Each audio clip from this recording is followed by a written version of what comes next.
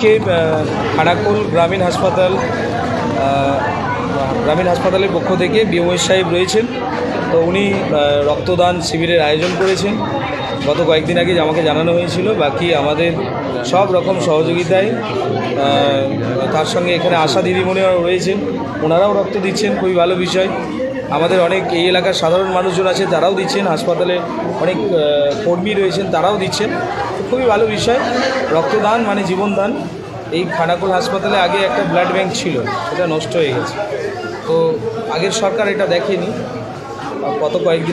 আগামী কয়েকদিনের মধ্যেই আমরা একটা মিটিং করব। মিটিং করে এই বিষয়ে একটা সিদ্ধান্ত নেব। আমাদের স্বাস্থ্য প্রতিমন্ত্রী যিনি রয়েছেন, ওনাকেও আমি আহ্বান করেছি মিটিংয়ে আসার জন্য। একটা ভালো মিটিং এখানে অর্গানাইজ করব, যাতে করে এই খানাকুলে সমস্ত গ্রামীণ হাসপাতাল যেগুলো রয়েছে, ছোটোখাটো স্বাস্থ্য কেন্দ্রগুলো রয়েছে, সবগুলোকে সুন্দরভাবে গড়ে তোলা যায়, পরিকাঠামো ব্যবস্থা উন্নতি করা যায়। তার সঙ্গে ব্লাড ব্যাংক থেকে শুরু করে এখানে অন্যান্য যে সকল বিষয়গুলো আছে, ইসিজি, এক্সরে, আল্ট্রাসোনোগ্রাফি, ইউএসজি, এগুলো আমরা চালু করার জন্য পরবর্তী পদক্ষেপ নেব।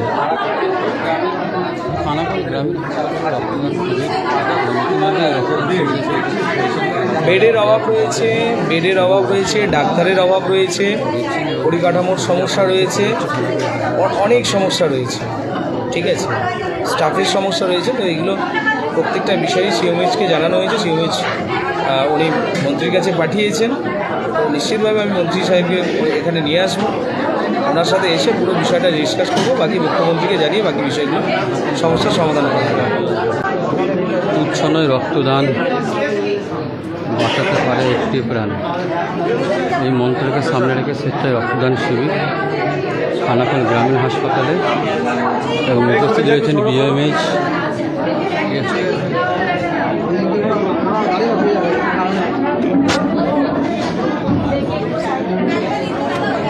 ভালো আছেন?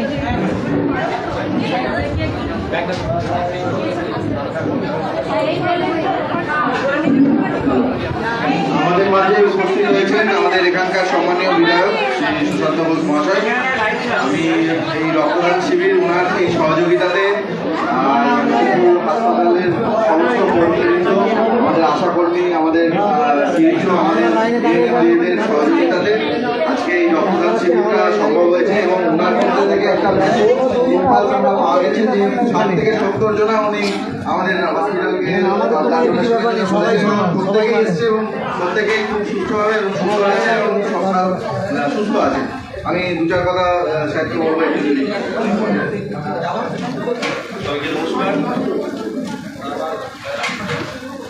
আজকের এই রক্তদান শিবিরে রক্তদান শিবিরে যারা সবাইকে ধন্যবাদ। বিশেষভাবে ধন্যবাদ জানাই বিএমএস সাহেবকে, কলেজকে বই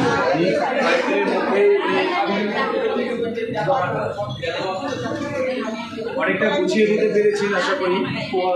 হাসপাতালের পরিবেশ থেকে শুরু করে অন্যান্য সমস্যাগুলো মেটানো হবে। কলেজ ছিল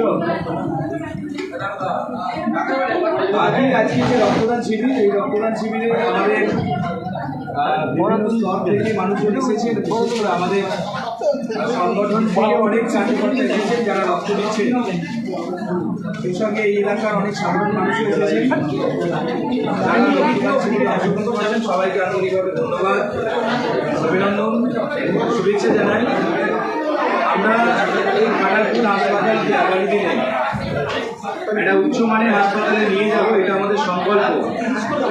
আর এটাকে বাস্তবায়িত করার জন্য আপনাদের সকলের সমর্থন ও সহযোগিতার প্রয়োজন। এইটুকুনি বলার ছিল।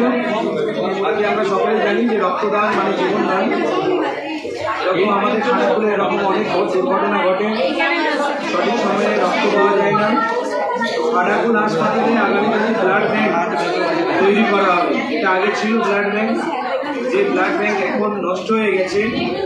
সেই ব্লাড ব্যাংকের পরিকাঠামো পুরো ঠিকঠাক করে এখানে আগামী দিনে ব্লাড ব্যাংক চালু করা হবে।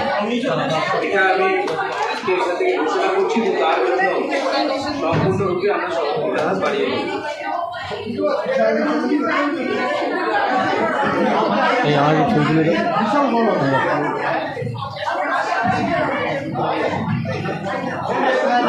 হয়ে গেছে ওইটাই যাবো। খানাকুল গ্রামীণ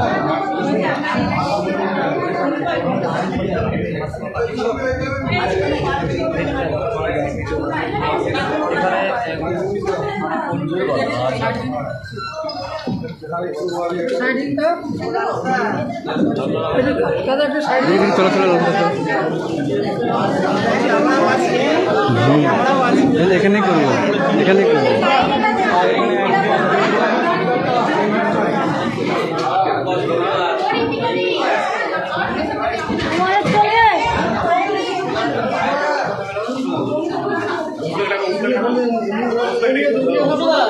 সবাইকে নমস্কার।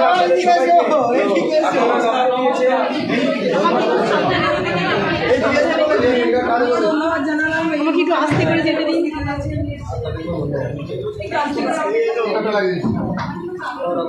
রক্ত দেওয়ার জন্য আমাদের মন্ডল সভাপতি এখানে উৎপল গারো, আমাদের মন্ডলের ভাইস